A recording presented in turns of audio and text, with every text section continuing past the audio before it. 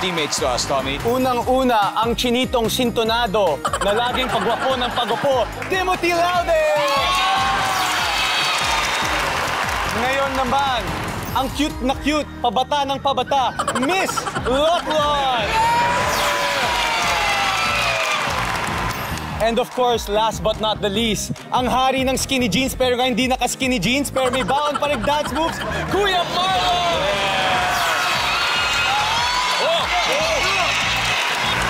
Grabe, hit na hit talaga yung mga vlog niyo. Sobrang hit na hit. How often do you upload your vlogs? Once a week. Once a week. Every Sunday. Once a week. Yeah. Once a week. And syempre nakikita nyo na ano talaga yung pinaka nagugustuhan ng mga nanonood sa inyo, Tommy. Ano ba sa tingin nyo? Uy, ito talagang patok na patok sa kanila.